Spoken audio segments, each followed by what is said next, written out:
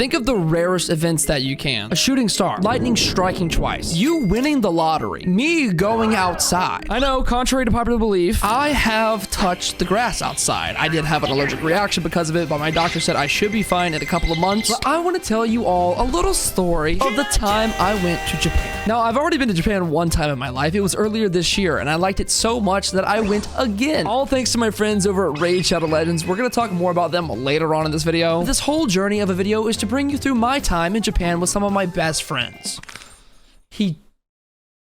He's dead. I want him up here during the story time, man. Now that Sam is back up there. Let me bring you back to the month of September 2023. That's the day I started my longest subathon of all time. By the way, I'm taking a break from it right now to record this video. It's still going. One bad thing about a subathon is that you don't ever stop streaming. That's bad for you. And I figured this year I would try to at least bring the subathon on the road. I got this big, hefty streaming backpack, threw it on my back, and I went to a lot of places. From California to Germany to Washington, D.C., and all the way to Japan. Now, the second trip to Japan was no different. I streamed a lot of it, but it was different in the sense that I needed time for me. I've been going through a lot this last year. Honestly, I haven't talked too much about it, but the reason why I've done the subathon for so long is because I went through a pretty tough divorce. Not a lot of people know that I was even married. I have a Q&A video coming out soon talking more about those things, but I like streaming so much because it was escapism, and it still is to a degree. But I feel as if this Japan trip last time was different because I did take time to step to the side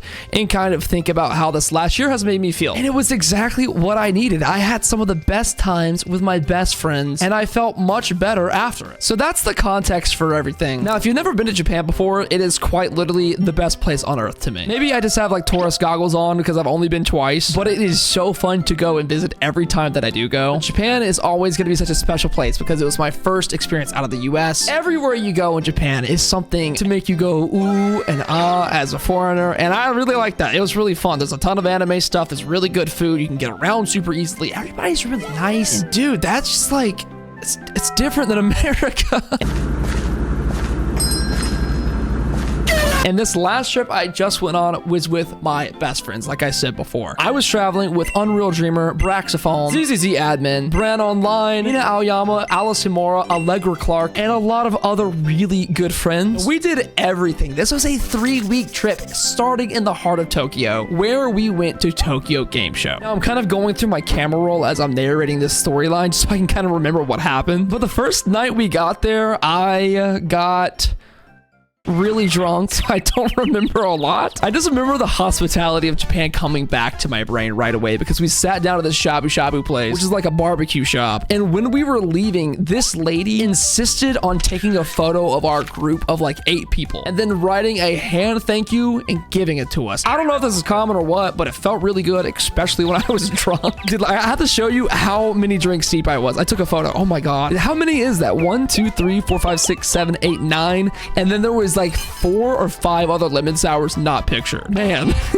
I just remember getting the card like, thank arigato. And then I also took this nice photo in front of 7-Eleven because Japan. Oh, also, I can't forget, before we got back to this Airbnb that was very interesting and funny, I got my favorite Japanese dessert. It's this little ice cream packet called Coolish. The best ice cream I have had in my life. And then we go back to our Airbnb for the first time, which a lot of us are staying in. And the first detail I noticed is that there's this small little like crevice in the kitchen that leads to what looks like another bedroom or a storage room. I don't know. There was another bed up there. And only like UD could easily fit up there. But me and Brax also tried to squeeze in just to see what it was like. And yeah, there's just like a whole bedroom up there. I don't know if this is a common thing within Japanese households or what. Maybe for like children to sleep in to save room and not have to have a whole nother room carved out. The place was nice. It just had a random attic bedroom. The whole reason why we're all here in Japan is for one main central thing. Tokyo Game Show, one of the biggest conventions in the world, is going on in Tokyo. We would leave the small little cubby within our apartment every day to Makuhari Event Hall. And just to give you an idea as to how many people are in attendance to Tokyo Game Show every year, this was the line. To go inside the building. Now, TGS is unlike any other convention that I've seen. There's no merchandise to buy. There's no artist alley. It's strictly just an expo of games coming out or shows or things of the nature in the industry. In my opinion, it's a place where fans go to get an early look at some of their favorite media coming up. Luckily, I was able to get inside thanks to Raid Shadow Legends, which is an awesome game which all of you should download and play today. It's been around forever. Come on, if you don't know what Raid Shadow Legends is, you probably don't know how to use the internet. And you're on it right now, so you're lying. You're literally lying to me. Raid is a great game. It's free and easy to install. Play with an array of your favorite heroes and warriors in the game. And also, tell me what you think about her. Be honest. Smash, right? That's what I said. But nobody in my TikTok or YouTube short wanted to smash her. No, but the whole thing was covered by Raid Shadow Legends, like my flight there and getting into TGS and all the places that I stayed. It's all thanks to them. So if you guys don't mind doing me a solid and helping them out, go download a Raid today, install for yourself. Let me know if you've ever played. Let me know if it's something you're interested in. I have it installed on my phone right here, and I will be playing. And we will be doing videos together on the channel, so be ready. Now let's talk about the convention itself. Now, I'll be honest. Like I said before, this is not a very artsy convention. I like merchandise, so that was a little bit of a bummer. I always love going to Artist Alley and supporting local artists, getting an excuse to buy a bunch of stuff from my shelf that I don't need. They didn't have that, which was a bit of a bummer, but they did have really hot dudes who were very buff, so that was cool. And some really awesome boosts, like the Sonic the Hedgehog one for the new upcoming game. They had some Yakuza stuff, a ton of gacha things. Like some gachas that I have never even heard of in my life. I think the one that I recognized was Wuthering Waves, and I did not get to spend long there because everybody was at that booth. But my favorite booth, I think, if I'm being honest, even though they were being sued by Nintendo, Power World kind of killed it. They let me ride this little dragon guy, and it was so cute. I got like a first-person perspective, and then I got the perspective of me on the outside. Don't I look really badass? I streamed this whole first day. I had all of it live on Twitch. I think it's worth it for one day, probably not the whole event, because I saw everything they had to offer in maybe like 2 hours. Japan is so efficient. It was so fast. They had lines perfect. There was no crowd. Everybody's just like good. It was like, I love Japan. I got some food that day that was really tasty. I got to try Monster Hunter, the new one, in early access. They even let me stream that. And then the first night at TGS came to an end, and we found this dude that I think is my brother. I think we look alike, which is really cool. But you know, he wouldn't even move unless you gave him 500 yen. And then you gave him 500 yen, and he moved for like 10 seconds, and then he was frozen again until you had more money. I got drunk again. I got drunk a lot this trip. Is that okay to put in a sponsor video? Probably. They're probably okay with it. Probably. Rates chill. No, I drank responsibly. That's not true.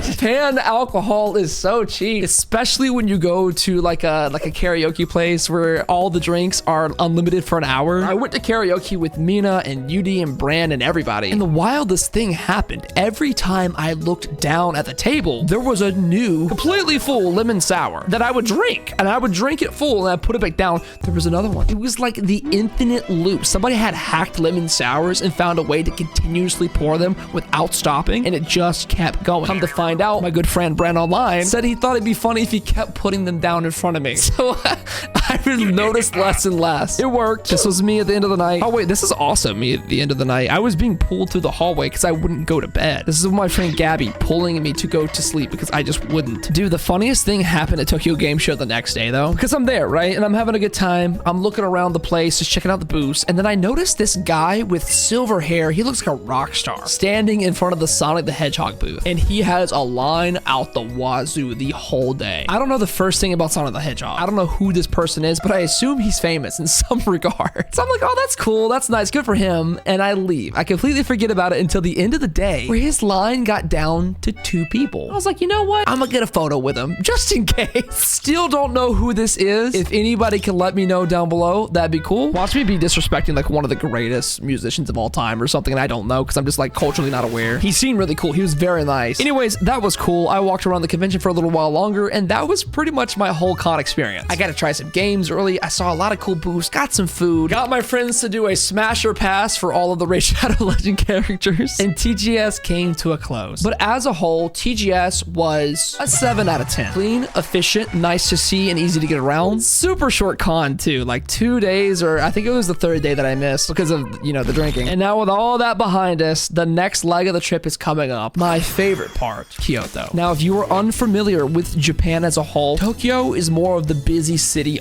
of the country. It's where everybody goes to party and be a tourist. Kyoto's a little different. It is a place to truly experience Japanese culture. The beautiful scenery and traditional city, down to the amazing local cuisine, makes me feel like this is truly the heart of Japan that I wanted to feel. It's not quite countryside, but it's not quite in the middle of a busy city. It's something just perfect for someone who's visiting. I guess what I mean to say is that there's things to do, and at the same time, it's awesome to do nothing. And the only thing I regret about going to Kyoto is that I didn't stay for longer. My trip kind of went like this, where I was in Tokyo, Kyoto, and then Tokyo again. If I could redo it, I probably would have stayed in Kyoto for even longer. So much good food, so many great walks, so much great reflection on like the whole divorce thing and other things. I've been streaming for a year, okay? I haven't been able to think about anything for so long. And this was the first time that I got to sit down and just kind of like look at myself. And I got to think about what I want to do with my channel in the future, what I've been ignoring about myself personally. It really does something to you where you just kind of reflect. And that was nice. I liked it. And I also liked the fried food. I ate a lot of tonkatsu. One of my favorite parts of this trip was spending a lot of time with two of my friends in particular, Mina Aoyama and Alice Himura, the voice of Robin and Hawkeye Star Rail. And this is like, I don't know, just like one of my favorite memories. We got street food. We rode the train to Osaka. We got on this Ferris wheel where in front of us, there was two people like basically hooking up.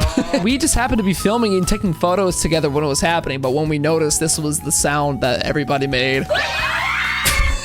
Shout out to that dude, man. He was getting it. He was really getting it. And the thing was, he was like short. I mean, shout out to my short kings. I'm 5'11", so I get it. And then we went to the aquarium. Oh my God. I love sharks. I love fish. Shout out to fish. And this guy. Shout out to him too, even though he looked a little creepy. Me, Alice, and Mina stayed for so long in this aquarium. We saw jellyfish, giant sharks, so many other aquatic life forms. We got some great coffee and ice cream. And after all of it, we got caught in the rain too, which this is a small little detail. I just really like the vibe of everything in the rain in Osaka, like traveling home, even though it was kind of rainy and cold. It's just like the feeling of Kyoto after a nice day out with friends. It just felt very rejuvenating to somebody who hasn't left his house in 400 days of streaming. And I spent a couple more days in Kyoto drinking, of course, because I did that a lot. But the last memory that I have that really stands out to me is I went walking at 4 in the morning, pretty much how I did every day. I went out on this one particular night and I found this 7-Eleven like 6 or 7 miles away from my Airbnb that had